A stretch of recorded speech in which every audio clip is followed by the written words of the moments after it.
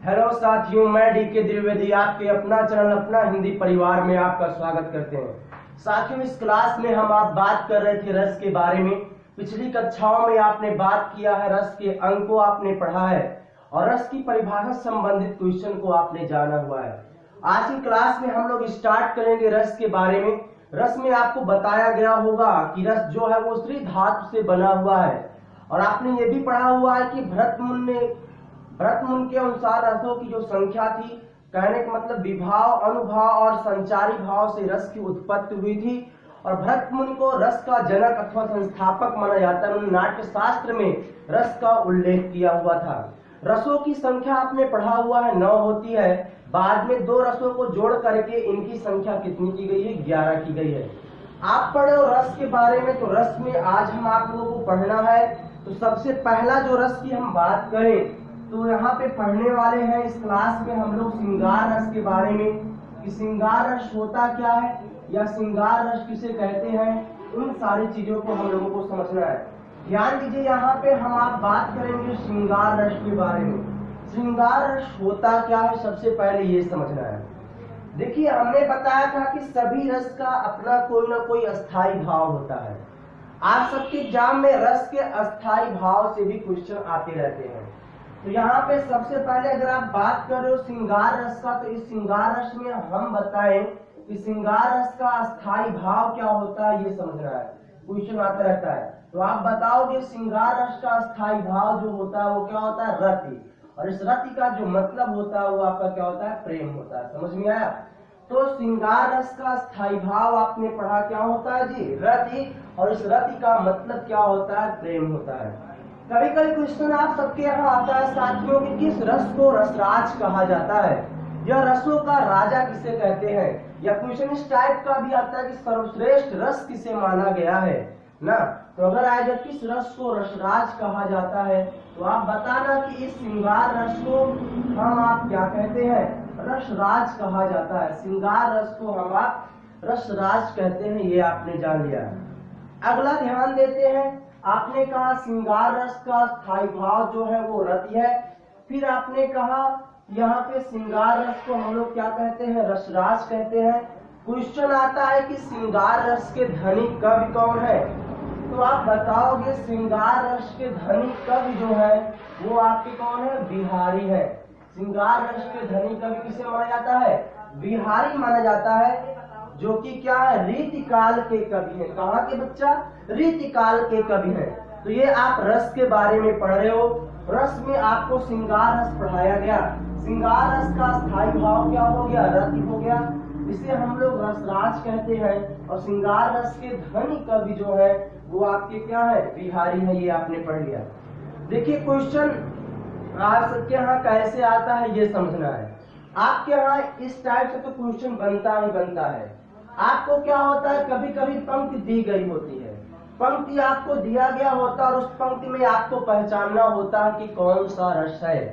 कहने का मतलब जब आपको अस्थाई भाव क्लियर होगा तो आप उसमें इस पंक्ति में रस को पहचान सकते हो। श्रृंगार रस का परिभाषा अगर देखा जाए तो आप यही बताओगे जहाँ पर रति नामक अस्थाई भाव का संयोग, तो ये रति नामक अस्थाई भाव का संयोग है, ये आपका विभाव, अनुभाव और संचारी भाव से होता है। तो वहां पे आपका क्या होता है? श्रृंगार रस की निष्पत्ति होती है। समझ में आ गया? जहां पर रति नामक अस्थाई भाव का संयोग विभाव, अनुभाव और संचारी भाव से होता है, वहां पे श्रृंगार रस की निष्पत्ति होती है। परिभाषा बहुत कम आता है। अब देखते हैं साथियों, इस श्रृंगार रस के कितने भाग होते हैं? 2 भाग होते हैं। श्रृंगार रस को हम आप 2 भागों में बांटे हुए हैं। एक आपका ध्यान दिया जाए तो होता है संयोग श्रृंगार रस। क्या होता है? संयोग श्रृंगार रस। और एक अगर बात किया जाए तो आप बता दोगे आपका क्या होता है? वियोग श्रृंगार रस। समझ में आया?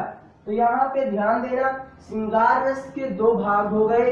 एक आपका संयोग श्रृंगार रस हुआ और एक आपका क्या हो गया? वियोग श्रृंगार रस हो गया। समझ में आया इतनी चीजें? तो अब संयोग श्रृंगार रस की बात करते हैं। संयोग श्रृंगार रस में आप बताओगे, संयोग का मतलब ही होता है मिलन होता है, प्रेम होता है। तो आप बताओगे जहां पर नायक और नायिका, हालांकि कोई काव्य होता है उसमें पात्र होते हैं, उन पात्र को हर के कोई ना कोई पात्र होता है जिसे हम नायक और नायिका भी कह सकते हैं। जहां पर नायक एवं नायिका के मिलन अथवा प्रेम का वर्णन होगा।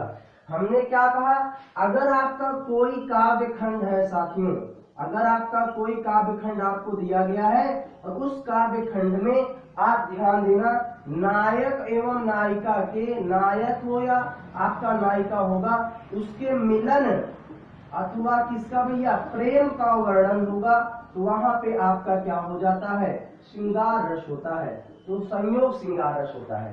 तो ये आपने यही पढ़ा कि जहां पर नायक एवं नायिका के मिलन अथवा प्रेम का वर्णन किया गया होता है तो वहां पे आपका क्या होता है, संयोग श्रृंगार रस होता है। और जहां पर, अब इसका एग्जाम्पल समझ लो कैसे, एग्जाम्पल आप सबके यहाँ आता है, जैसे मेरे तो गिरधर गोपाल, मेरे तो गिरधर गोपाल दूसरो न कोई, मेरे तो गिरधर गोपाल दूसरो न कोई, मेरे तो गिरधर गोपाल दूसरो न कोई, दूसरो न कोई, ये आपने पढ़ा है। मेरे तो गिरधर गोपाल दूसरो न कोई, जाके सिर पर मुकुट सोहे सो पति मोह, ये आपने पढ़ा हुआ है। यहाँ पे मीराबाई अपने प्रेम का वर्णन करती हैं, अपने प्रेम के बारे में बताई हुई है कि मेरे श्री कृष्ण भगवान के अलावा कोई और नहीं है, ये आपने पढ़ लिया।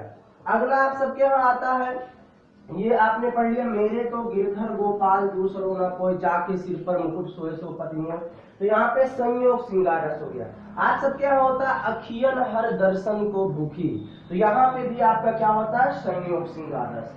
तो संयोग श्रृंगार रस का मतलब जहाँ पर नायक एवं नायिका के मिलन अथवा प्रेम का वर्णन होगा वहां पे आपका क्या होता है, संयोग श्रृंगार रस होता है। अब हम आप बात करते हैं वियोग श्रृंगार रस।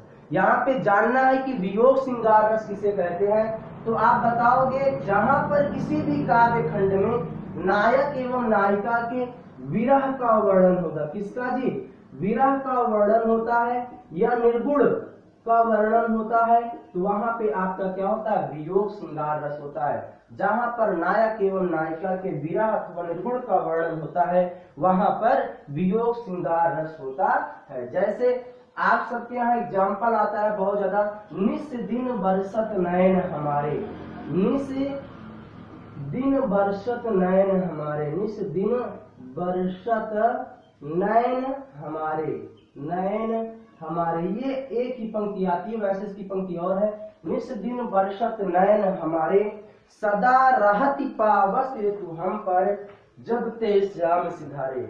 ज्ञान का संदेश लेकर उद्धव जी आए हैं। उद्धव जी से कहते हैं गोपियां की निस माने प्रत्येक दिन हमारे आंखों से आंसू क्या होते हैं, बहते रहते हैं। समझ में आ गया, जब से श्री कृष्ण भगवान चले गए हैं तब से प्रत्येक दिन हमारे आंखों से आंसू बहते रहते हैं। तो यहाँ पे गोपियां उद्धव से अपने विरह का वर्णन कर रही हैं ना, जहाँ पे विरह का वर्णन होगा वहां पे आपका क्या होता है, वियोग श्रृंगार रस होता है। समझ में आ गया। अगला आप सबके यहाँ आता है, हे खग मृग हे मधुकर श्रेणी, हे खग मृग हे मधुकर श्रेणी, हे मधुकर श्रेणी, तुम देखी सीता मृग नयनी, ये आपने पढ़ा है, तुम देखी सीता मृग नयनी। तो यहाँ पे श्री राम भगवान अपने वियोग का वर्णन कर रहे हैं कि हे पक्षी, हे मृग, हे मधुकर, और आपने क्या मृग के समान सीता वाले नयन को देखा है। तो यहाँ पे आपने मृग के समान नयन वाली सीता को देखा, तो यहाँ पे आपने यही पढ़ा कि श्री राम भगवान अपने क्या कर रहे हैं, वियोग का वर्णन कर रहे हैं। तो आपने बताया कि जहाँ पर नायक एवं नायिका के विरह का वर्णन होगा वह आपका क्या होता है, वियोग श्रृंगार रस होता है, और जहाँ पर नायक एवं नायिका के मिलन का वर्णन होगा वहां पे आपका संयोग श्रृंगार रस होता है। और श्रृंगार रस का स्थायी भाव क्या होता है जी, रति होता है, जिसका मतलब क्या होता है, प्रेम होता है। और श्रृंगार रस को हम आप क्या कहते हैं, रसराज कहते हैं। और श्रृंगार रस के धनी कवि कौन है, बिहारी है। क्वेश्चन इतना ही बनेगा। कहने का मतलब ये क्वेश्चन बन सकता है, या आपको पंक्ति दी गई होती है ये भी। और कभी कभी क्वेश्चन आता है कि श्रृंगार रस के कितने घटक हैं, तो आप बताओगे श्रृंगार रस के 2 घटक हैं। अभी आपने पढ़ा, एक संयोग श्रृंगार रस और एक आपका क्या हो गया, वियोग श्रृंगार रस। तो ये आप पढ़ चुके हो। देखिए रस से क्वेश्चन अधिकांशतः आता है। जो बच्चे यूपी ट्रिपल एसएससी की तैयारी कर रहे, कहने का मतलब पुलिस की तैयारी कर रहे होंगे या एसआई की या टेट की या बीएड एंट्रेंस, इन सारे एग्जाम्स में ये आपका आता रहता है। समझ में आ गया।